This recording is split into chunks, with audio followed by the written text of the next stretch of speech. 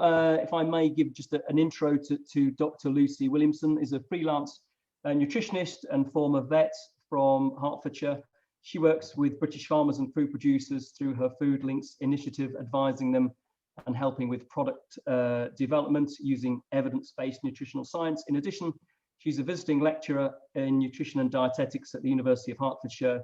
She's a nutritionist for Love British Food and runs her own consultancy. And in fact, on that last point, which you haven't got on here, Lucy, I know recently you've won a Big Dogs Award. Super nutritionist kind of person. I saw a podcast last week or 2 weeks ago that Lucy did with I don't know if any of you know Dr. Sally Bell, and it was, you two are like the rock stars of gut bacteria at the moment, aren't you? You should go on tour together. I think you're giving me too much of a compliment there, but I'll take it. Yeah, that's right. Well, I know I'd come and carry your bags. I'd be some like aged groupie for you. You could go with Sir Tim Spector. Oh, now there's a good, Sir Tim Spector and the microbiomettes, something like that. There you are. Yeah, he's definitely the true expert. I'm definitely his bag carrier, but I'm really happy to be able to share some information. Yeah, well, you were at King's as well, weren't you? I was, Matt. Yeah. His hangout. So from what I've gathered from you over the last few months we've been working together, I feel like I should write an introduction to my CV, and I've written the following. It says, so Matt Swain, so my ancestors were mainly colonies of cohabiting bacteria around which I slowly evolved. My limited DNA, therefore, lives to serve my complex microbiome. In return, this microbiome runs most of my immune system and impacts my hormonal system. So is that something that I should kind of put as a rider for my CV? Because frankly, the rest of my CV in relation to that looks a bit limited. Well, you've probably summed it up quite well there. I think your existing CV is probably pretty good as well, Matt. Yeah, really. You're being too harsh on yourself, but really? I think you've sort of hit the nail on the head there, that the whole topic around the microbiome, it is rapidly growing research, literally in the last 5 years especially, probably we can go back as far as 10 years. So, and it is phenomenal what has been discovered and the potential benefits that it can have for our health. And really, I think most people who follow this topic would agree that it probably has the potential to rewrite a lot of what we know about medicine and how we keep ourselves healthy. So it is amazing. It's exciting. I'm delighted to be able to share it with you. I was lucky enough to do my master's at King's, where Professor Tim Spector, who those joining us this evening might know because he's been doing a lot of research around coronavirus as well. So he pops up on the news quite a lot, but he is our sort of UK expert, and I do follow. He's certainly a good person to follow. So yeah, I think I don't rewrite your CV just yet, Matt, but it's certainly an interesting topic. So I know the old quote that all health starts in the gut. Is it something like that, or all disease starts in the gut? So I don't know if you want to give a bit of background to how much is that true, and then just perhaps if you could just go on to explain where do you think Sea Buckthorn fits in with that? Yeah, so let's just do a quick recap. I mean,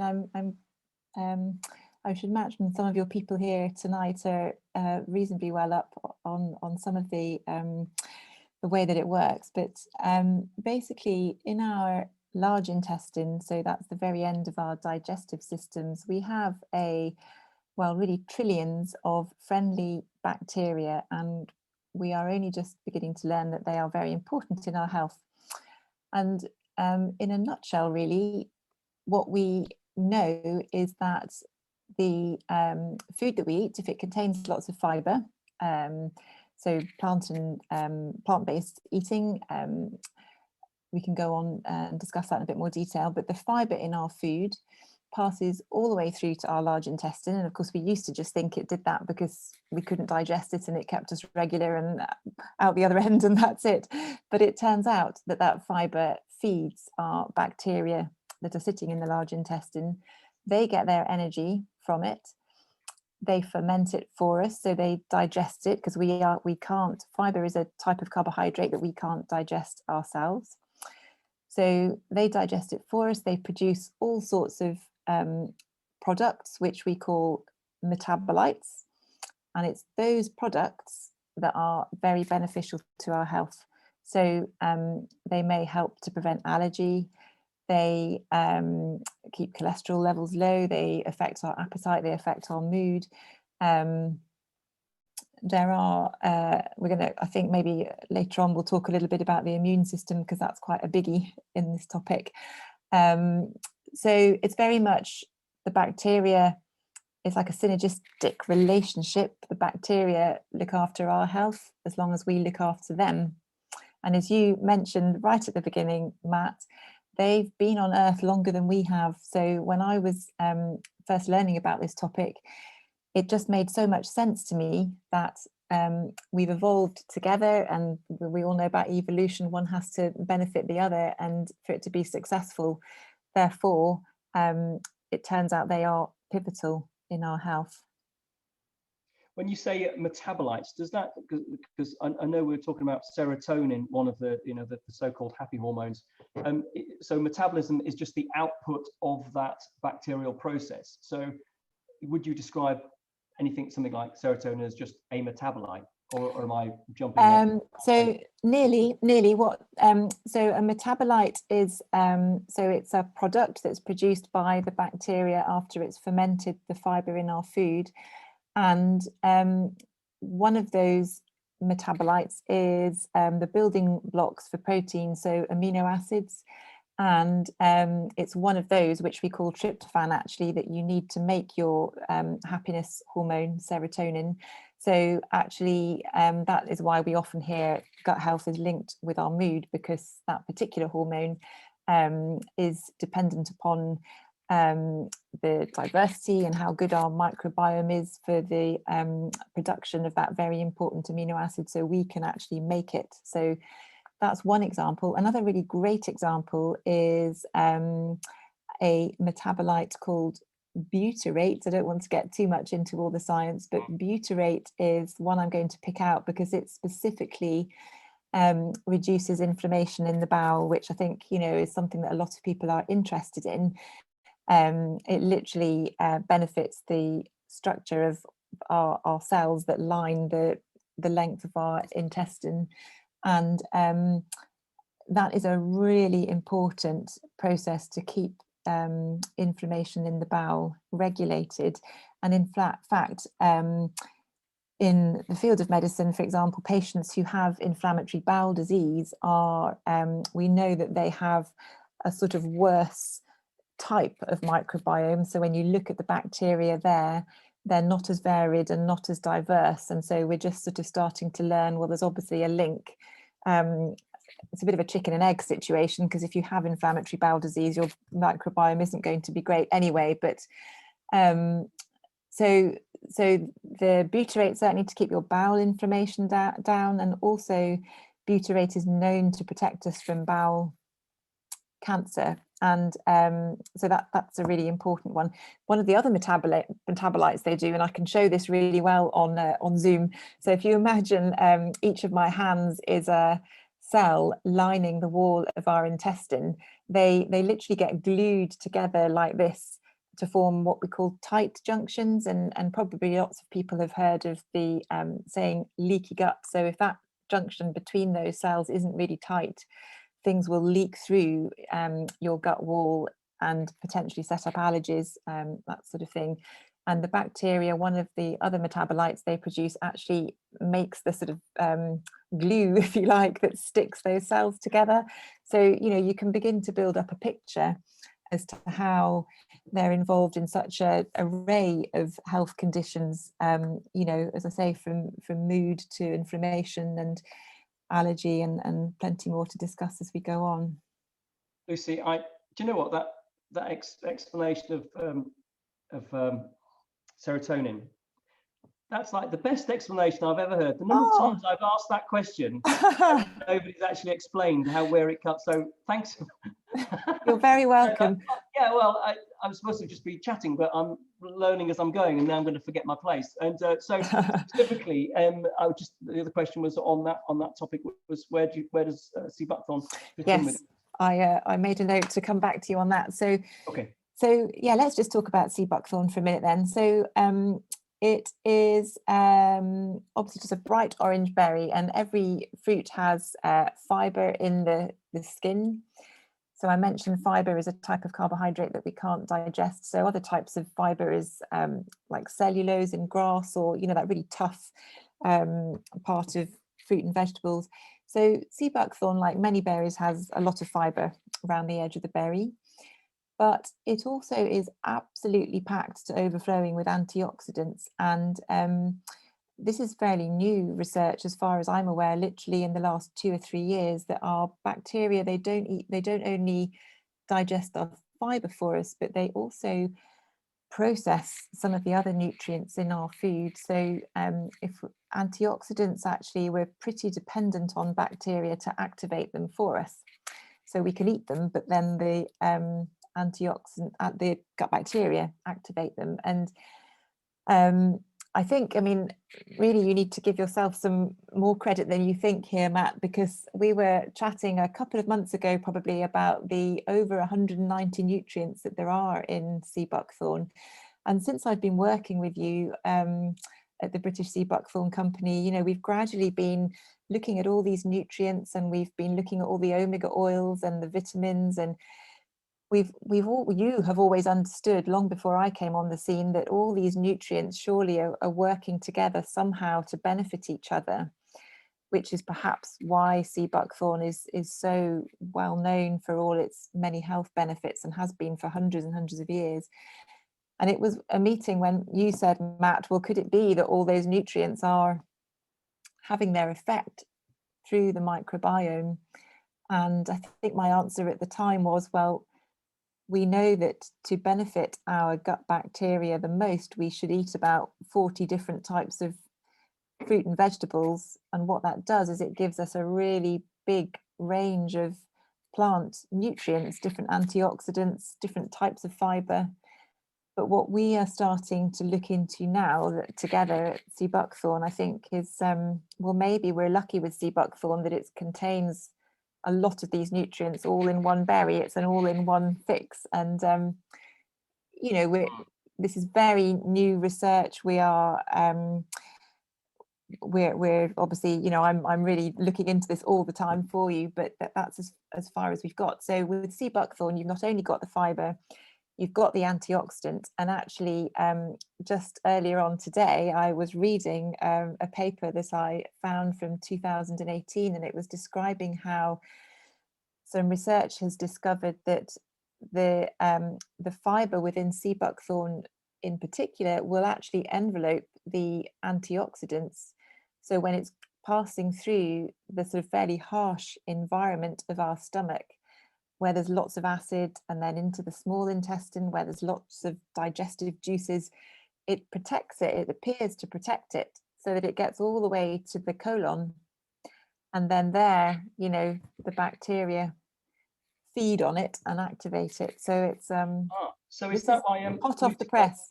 Can I jump in a second? Because so obviously in the past I've obviously worked or looked at probiotics, and one of the criticisms was that they didn't survive the acid in the stomach. And I don't know, do you know of any kind of experiments is that the case or not?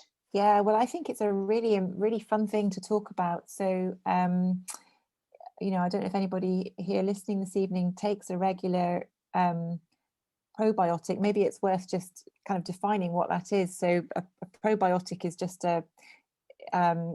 it's a source of lots of very beneficial bacteria, and there are natural foods which are probiotics, like yogurt and kefir. The fermented milk is an excellent one.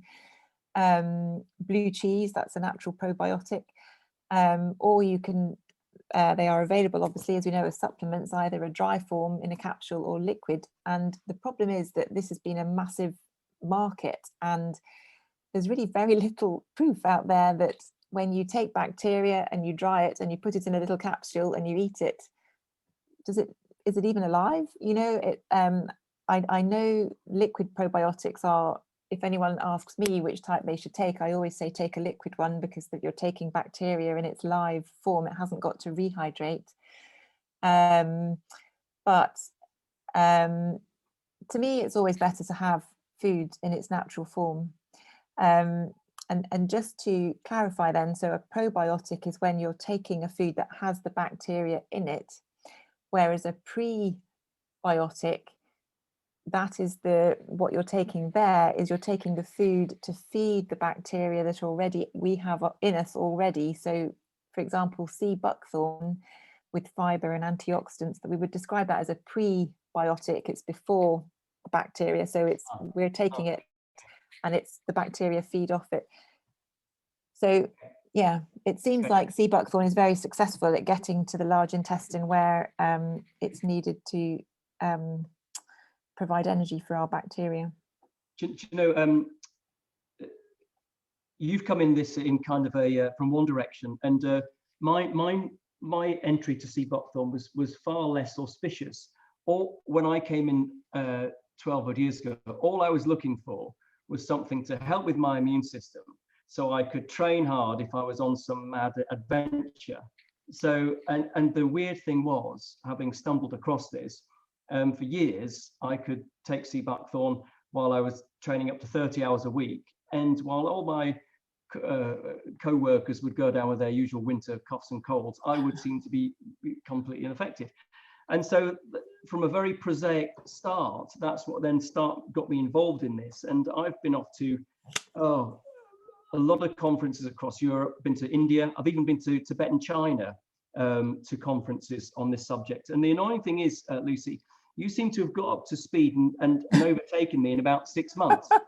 and which is, but it's a nice nexus of I don't know what the word is. It's this, the gut health issue seems to have just come at the right time, when we were, put it this way, I've got a contemporary Sea Buckthorn, the Cornish Sea Buckthorn company. Now he was trekking in the Himalayas when he had altitude sickness, and his Sherpa said, "Oh, drink this," and he drank that, something very sharp liquid, and he was fine, and he turned out to be fine. And it was only when he got back he found out it was Sea Buckthorn. Now, I've got so many anecdotes of different things, but the problem is, after a while you just get very bored. Oh right, well this does that. My wife swears blind that it was Sea Buckthorn that cured our dog's ear canker. For months our house was stinking of ear canker in our Labrador, and after putting on Sea Buckthorn, it's so you just get, well, these are just anecdotes, and we couldn't understand what the central mechanism was. We were just, well, with humans, we were just thinking it's got to be this anecdotal, must be psychosomatic, and that's all it can be. And then you found this, or we stumbled upon this mechanism, which could well be the answer. And I think the great thing about Sea Buckthorn, to be honest, is I think it makes sense that a lot of its effect is happening through the gut microbes, but let's not forget it is also packed with all sorts of other nutrients that probably work separately. So you mentioned your dog's ear infections. Well, because I was a vet before, that I know that well, and that's a yeast infection. And actually, Sea Buckthorn is very unusual in having omega-7. It's one of only 2 foods that have it, as you know, and omega-7 is very good at counteracting any kind of yeast infection. But it's interesting, you're talking about your training. I want to talk to you sometime about what you're actually training for, but I know our time's slightly limited. But I think you mentioned those that you were training with were getting coughs and colds, and the thing is, with athletes, we know that when you're training hard, you need more antioxidants in your diet. Very briefly, any kind of stress or exercise, or even to be honest, just our daily metabolism. Obviously, we're using oxygen all the time, and if you that process, which is just called our metabolism, it actually produces toxins in our body which we need to remove all the time, every day, and we're all doing it all the time. We make our own antioxidants to remove those and prevent cell damage. When you're an athlete or you're training, doing endurance training, that metabolism obviously is going 10 to the dozen. So you need a lot more antioxidants to get rid of those toxic byproducts. So, you know, eating food that's rich in antioxidants is fantastic. But the other thing is that I said we were going to talk about immunity, and actually 80% of the cells that make up our immune system are lying in the wall of our gut. And when you're first born as a baby, you know, you're sterile before you're born, and actually the process of birth is where you get your first colony of gut bacteria from. And from day one, those gut bacteria almost like teach your immune system sitting in the wall of the gut to recognize what's normal and to react against what's not normal, so that as you get older, your immune system develops when it's correct to respond to infection and when it's not. And so what we know is that to have a really sort of optimum immune system, for it to be as strong as it can be and to work as efficiently as it should be, a really good, healthy gut. I keep saying microbiome. I just want to say that gut bacteria and microbiome, it's interchangeable. But we know that really helps with immunity. So I reckon when you were dosing up on Sea Buckthorn while you were training, you were giving your body all those antioxidants and preventing all this cell damage, which also helps your immune system, but, you know, also improving your gut health as well. Okay, so I know time's going to be short, but just I wonder if very briefly, does that work with in terms of longevity as well? I mean, I have read it. Yeah, absolutely. So that process of the sort of byproducts of our metabolism being toxic, if we don't remove them, those toxins cause cell damage all the time. It's why our skin gradually starts to, you know, get a bit wrinkly as we get older. It's basically aging. Aging is just cell damage as the years go by. So the more antioxidants you can consume, the hopefully the okay, longer. Well, and I'll take that as it. Well, next year is my 60th year, so perhaps I'll stay on this there we go. Well, it's obviously it's working well. I have to be careful what I say because my husband's listening in, but I don't think you I don't think you look 60. So yes, definitely. Oh, well, there you go. Yeah, there you go. I've got a painting in the attic that's like 120. There's a couple of other things, just briefly. We're getting onto the fringe, but I know a lot of people are asked the questions about organic, because most Sea Buckthorn is organic. Any thoughts about whether it does or doesn't make any difference? Yeah, I think it has to. I mean, let's face it, really, when we think about our own gut, basically by having great bacteria in our gut, we are able to absorb much more, far more nutrients from our food. And I think if you think about a simple crop growing in a field, you know, the roots of the plants, we know will absorb more nutrients if the soil is healthy. And of course, if you're growing it organically, when we mean healthy soil, we mean soil that's really rich in bacteria. It's the biggest, a handful of soil, this size, it's the largest ecosystem in the world. So it's rich in bacteria and yeast and everything else. So growing your crop organically, you're going to get a much more nutrient rich crop, which is, you know, for those of us that are able to enjoy sourcing organic, it's really beneficial. Yeah. And my final question is, and obviously Sea Buckthorn doesn't have everything in there. What does it not got, and what are the food supplements or food supplements would you take it with? Yeah, so I think just you know, obviously protein is the big one, and carbohydrate really. So if you're on a vegetarian or a vegan diet, it's very important to make sure you're still getting plenty of protein, which Sea Buckthorn won't give you. So enjoy other sources certainly. And Sea Buckthorn is. Your thoughts on vitamin D, Lucy? Well, vitamin D that's really interesting. Sea buckthorn doesn't contain vitamin D.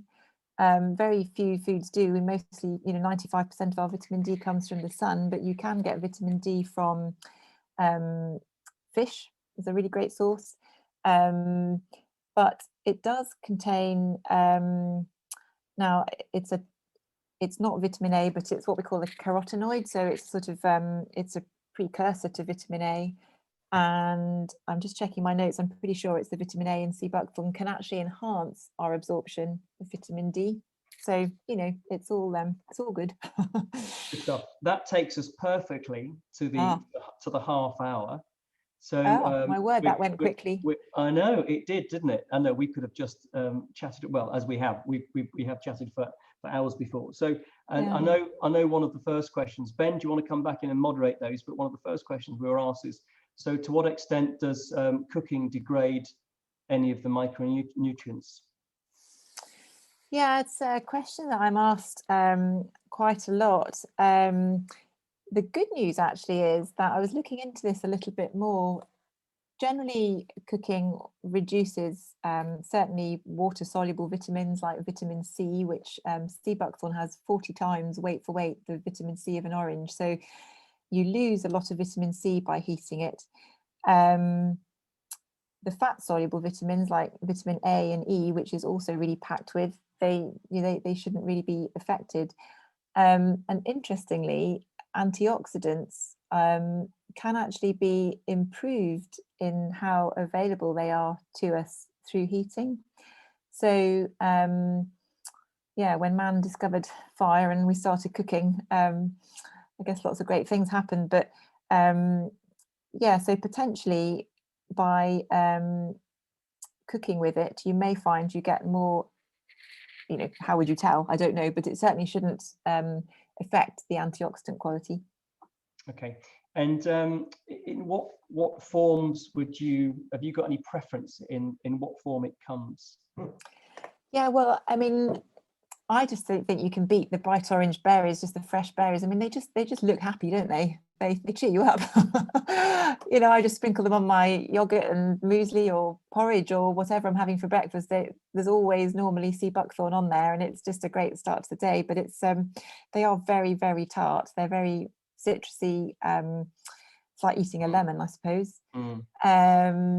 So I quite often put the fresh berries in a smoothie with some carrots and an apple and some milk, sort of natural sweetener in the milk, and enjoy them that way. The powder is, I think, really versatile for sprinkling in if you make your own muesli or any kind of crumble topping. And we were just talking about then how are the nutrients affected, and actually the powder, although it's a more processed form, it's still going to be pretty full of fiber, still be fine for the antioxidant level in that. Again, you lose the vitamin C a bit. You guys, I have mine as juice. I just have mine. I just mix it with either orange juice or apple juice because it is just so sharp that you wouldn't want to. I do know some people just take it as shots, but it's not my cup of tea. In fact, my cup of tea is a cup of SBD. I think another great way to enjoy it perhaps is, if anybody wants to know more about kefir being this sort of very fermented milk drink, which is like yogurt, but just loads better. But if you mix your juice into kefir. So a company we supply, actually. Okay, Nordic Wellness. Now we can say that. Yeah. So what was in that bottle, Matt? This is a water kefir. I mean, I didn't even know you could have a vegan kefir. I mean, I just anyway, but that's not. But yeah, it's interesting because actually, I think sea buckthorn in a kefir, which is what we were talking about, those probiotic foods that are packed with lots of beneficial bacteria, and actually. Recently as well, in the last couple of weeks, we've looked into some research where the antioxidants that are in the sea buckthorn appear to protect the bacteria in the probiotic food. So if you've got bacteria in the yogurt and antioxidants in the sea buckthorn and you put them together, again, going through that really harsh environment in the stomach protects the bacteria and helps them get to where they need to go. Because with all these foods that we, all these so many foods, fatty foods, great foods, novel foods, at the end of the day, they've all got to get through that harsh environment in the stomach before they can before we can get benefit from them. So there's another, right, Yeah. Ben, do you want to, I think there's We another have Ben. had, we've had a question, which is about sea buckthorn generally. Actually, can we ever have too much sea buckthorn, and if so, what drawbacks might there be? It's a good question, something to be aware of. The only thing that I would say is, if you're pregnant, you have to be careful how much vitamin A you take on board, and so you wouldn't want to be eating too much during pregnancy. A little bit, a few, sprinkle of berries or a few drops of oil. Well, with the oil, you probably only want to take it once a week if you're pregnant, actually, but certainly just the food in its natural form in the berry, where it's not concentrating any of the nutrients, it's just as it is, that would be fine. But vitamin A, careful with that during pregnancy. But also it's quite a good source of vitamin K, which is great, but not if you're on blood thinners, and they're very much designed to, the dose of that is according to your natural diet, and if you start adding in masses of natural vitamin K, it can be problematic. We've got one on about sleep as well. How does sleep and gut health interact?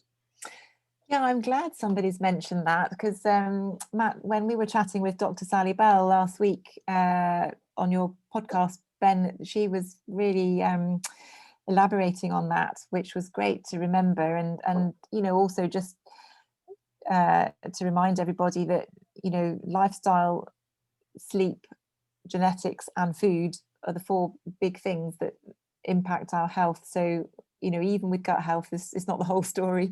And sleep, as somebody has kindly mentioned, so basically what we've discovered through research is that the gut bacteria like to have a fasting period of about 10 hours every day when there's no food going through the gut at all. And it's funny, isn't it, because we think of the gut as a really sort of dirty environment, but actually if you were to surgeons, when you fasted before going into surgery, if you then open up the gut, it's completely clean. It's just beautifully clean. I only know it from operating on dogs about 20 years ago, but it's true. So the gut bacteria appear to like that, and sleep, of course, gives us a 6, 7, 8 hour fast, 8-hour fast, hopefully. But if you're not eating from sort of 10 o'clock in the evening till 8 o'clock in the morning, that's probably ideal. Then we've got one on nutrient degradation. So how long will berries last after being fresh? And I suppose insinuating from that, what happens to nutrient density over time? Yeah, so I guess Ben might be more the expert here, but I know you guys, you harvest it, you freeze it within 24 hours of harvesting, or possibly even quicker than that, to try and prevent nutrient loss. Which is key. I mean, you freeze it and then it's fine. Frozen foods are packed with nutrients if it's frozen soon after harvest. But there's still a shelf life. Vitamin C, generally after sort of 6 months, it's really starting to drop. But certainly with the fresh product that you send out, that is then arrives frozen, and I've been a lucky recipient of bags of frozen sea buckthorn berries. It within the time that you're going to use it, the nutrient density will be really good.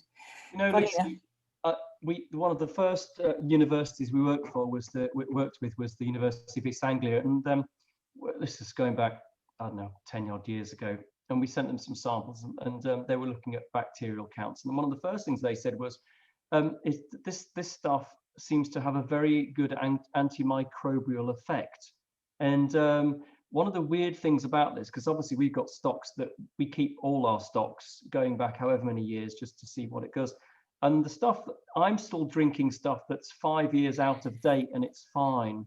And I don't know why it's fine, but it eventually does go off. But it's an extraordinary thing that for whatever reason, the antimicrobial content seems to just improve the shelf life. But as you say, that might be nothing to do with the micronutrients. They might degrade, but in terms of it actually, bacterial yeah, spoiling, well, I think spoil.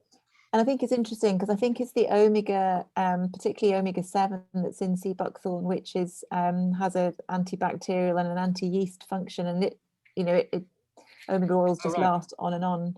And then the fiber and the antioxidants, which are for the gut health, they don't tend to degrade at all. So certainly plenty that will still be doing good after 5 years. It's funny you mentioned omega-7 because for years I've been coming across this thing, palmitoleic acid. Yeah, I had no idea that was omega-7. There you go. Omega-7's far easier to say. It is. I think you make these things particularly difficult just so you can look better. No, I'm all for simplifying the science. Keep it simple. Ben, you got any other questions? We've got another couple come through. One which I will answer because it's a specific plant one. Which soil pH is preferred for growing new plants? That's 6.5 for anyone who wants to know. But one for Lucy. In terms of gut health, what do we know about the effects of eating sugar? So the basic rule of thumb for gut health is to keep your food as unprocessed as possible, and sugar in large quantities, but they don't. Gut bacteria don't enjoy a lot of sugar. Enjoy it occasionally. We all eat. I love cake, and it happens fairly regularly, and I think my gut bacteria are fine. But it's certainly, you don't want to be, we don't want to be eating too much sugar anyway, because we know for sure now that hidden sugar in our food is the cause of obesity and type 2 diabetes, and it's the sooner we get that hidden sugar out of foods, the better. Interestingly, actually, on the subject of sugar, though, so I think most people will probably be aware when you do eat sugar-rich food, your insulin kicks in to bring your blood sugar back down, because if we have too much sugar in the form of glucose sitting in our blood for too long, it's actually very toxic. So insulin brings that level back down. And of course, when we develop diabetes, type 2 diabetes, your insulin isn't as able to do that. But again, there has been some research, I guess you guys might be aware of it, with Sea Buckthorn in the last 2 or 3 years, where it seems to have an effect in improving your insulin response. So I don't know any more than that. It's something I've read quite recently, but yet another thing we're discovering about it.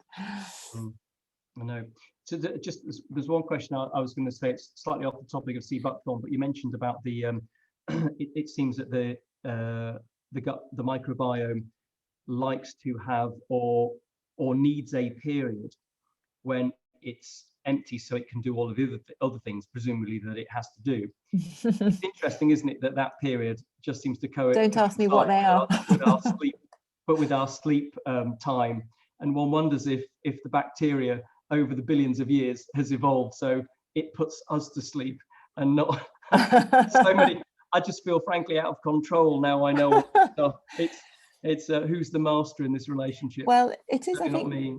I'm just quickly, before we take more questions, I think it's maybe just quite interesting for everyone to know that so we have more bacteria than our own body cells. I know, Matt, you're really up on all this stuff, and but I think that's really amazing to think that, more bacteria than our own body cells, and 150 times our own DNA. So our bacteria, our gut bacteria altogether, of which there are trillions, 150 times our own genetics. So one thing that we mentioned, Tim Spector and the research that he's got going on at King's College in London at the moment, and one thing that they have very recently discovered is that knowing that our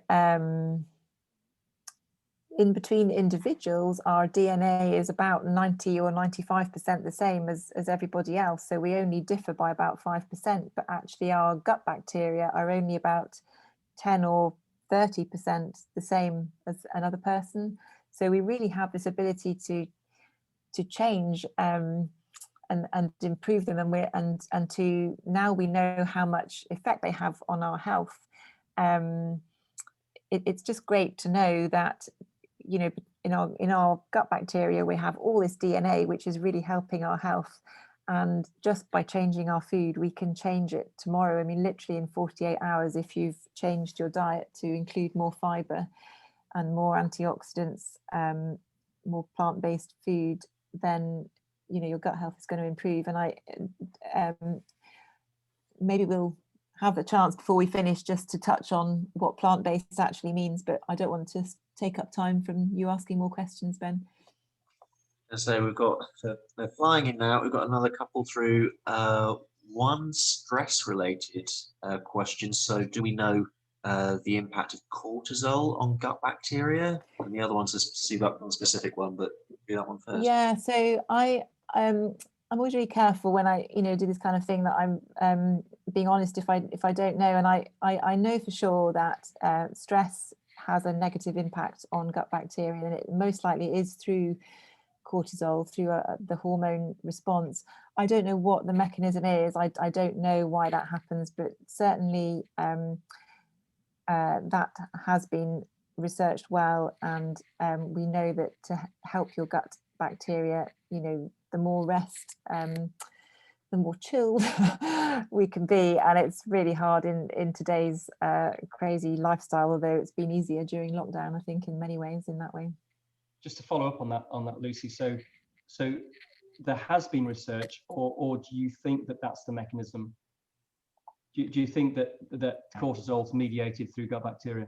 There has been research on the effect of stress on the gut bacteria, and the research shows that certainly stress impacts them in a negative way, but in their function. Okay. Thanks. Yeah. So this has actually asked two questions. I'm actually going to ask this one first. It's quite interesting.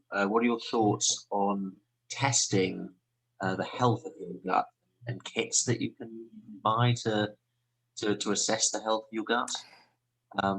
Yeah, they're quite expensive. Are they useful? Yeah, so it's interesting just to talk about it. It's a fairly new. Well, it's been going for a few years, but it's sort of starting, like all these things, to take off, and it's expensive, but you certainly can.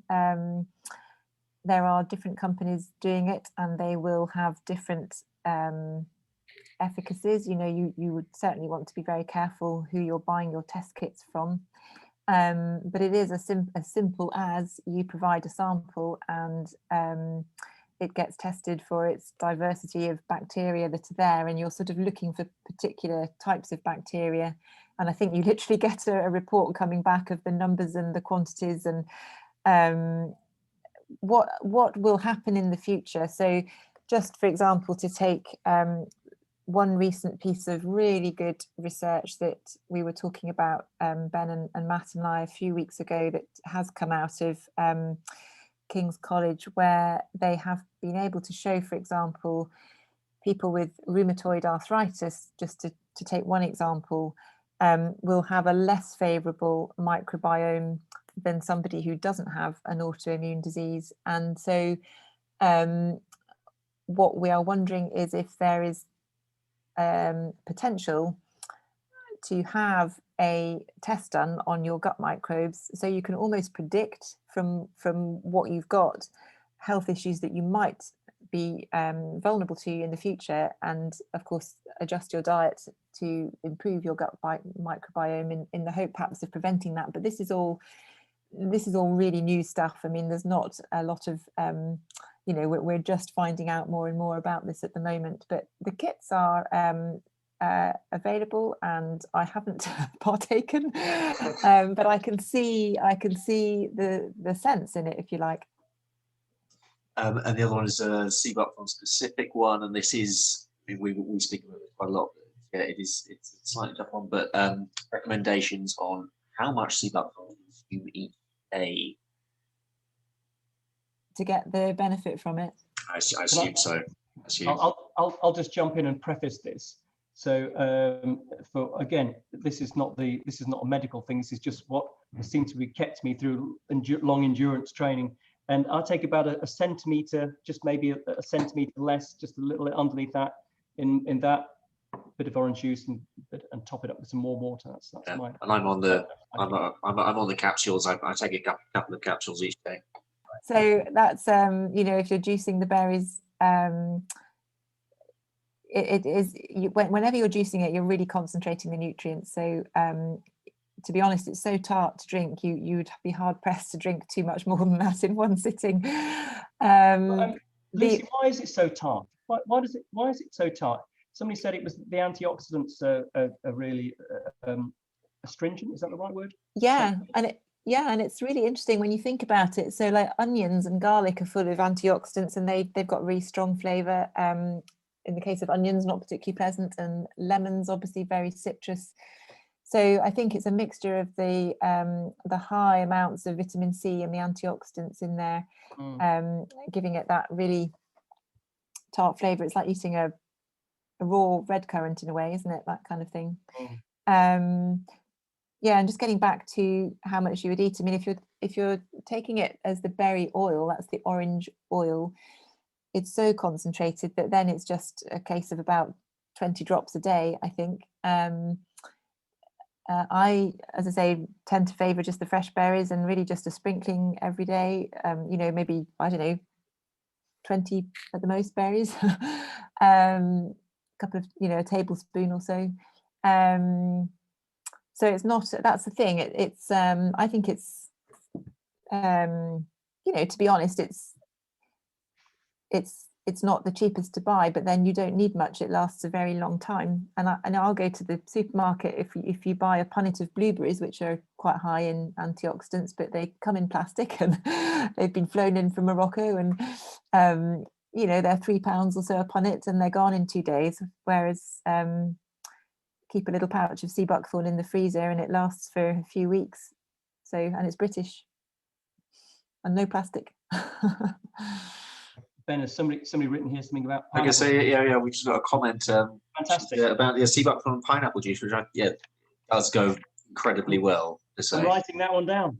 Yeah, that sounds good. It's a good combination. We should just mention, shouldn't we, that we've got this product for dogs as well, which basically works in exactly the same way. Yeah, I've got one right here I could show, but and this is really interesting while we're talking about the taste, because we've all found that dogs absolutely love it, and it's bizarre because it's so tart, but it's almost as if they are craving the nutrients in it. That's all I can think of. And you know, when you think of an animal in the wild, I think if they come across a bush of berries, they know they have to eat it because they might not get those nutrients again for a long time. So I don't know, I think having worked as a vet and seeing how chickens I've got there as well. What, sorry? Is it good for chickens? I have to say it. Oh, now that's beyond me. I'm very sorry. I'm going to put my hands up. Don't know about chickens. Might be a bit too much, I think.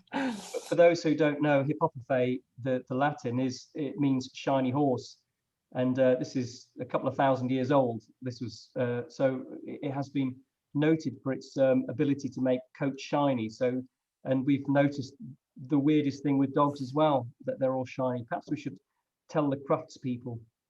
But there you go. Yeah, no, it's definitely works. I mean, you've mine's a border terrier, so he never looks shiny, but I have seen many photos of shiny black Labradors, for example, who've been taking it and who love to eat it. So yeah, little plug there for dogs.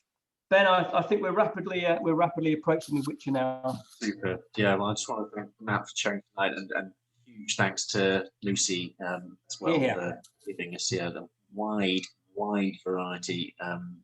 We've covered a lot tonight. So we were recording this evening, which I meant to mention at the beginning, but hopefully everyone is okay with us using that recording, and similarly it'll go out to all of you if there was because there was a lot in tonight. So if you wanted to replay back similarly, contact us at any time. Main email is info@britishseabuckthorn.com. That's us. Or follow Emma on Instagram at British Sea Buck. We will be speaking to Emma on Thursday night. Also coming up this week on Wednesday, I'll be doing an Instagram live with Lucy, where we'll be covering similar subject, but we'll be going on some new ground as well. Thursday, we are doing Thursday at 12. We're doing a Facebook Live from the field, just an update of what's happening fieldwork-wise. And then the evening at 7 o'clock, I'll be speaking to Emma, and we'll be doing talking about cooking with Sea Buckthorn. And then on Friday, Matt held up some Nordic because some Waterkefir. I'll be going down to speak to PEP down in Surrey on Friday, and we'll be talking more about Waterkefir. So lots more coming up this week, but I want to thank you all hugely for joining tonight, and congratulations as well for getting through all the technicalities of this particular form of Zoom. I know there are several people who manage it. I think it's kind of not fair. I feel I've had to trot around the world to find this information, and everybody just now knows it. I've had to dig it out. No, but if you hadn't done that, Matt, we wouldn't be here tonight. No, maybe that's it. Yeah, I just very quickly want to say that I work with a few farmers, and these guys are you're just pioneers in what you're doing, and you work so hard at it, and you share so much information with everybody, and I just think it's such a great ethos, and yeah, keep doing what you're doing. It's great work. Cool. Thanks, Lucy. Yeah, but it is very much, and in the last 6 months for us in particular have been absolutely fantastic at sort of bringing more and more people into this growing community, really. But it's but definitely this association with gut health, and I know that certainly from BSC point of view, we're going to be looking far more into this over the coming months as the science develops, because this is developing all the time, as Lucy's been saying. Yeah, please, if you're not already, please join the mailing list. Yeah, I just want to say thank you to you all for joining tonight, and have a very good rest of your evening.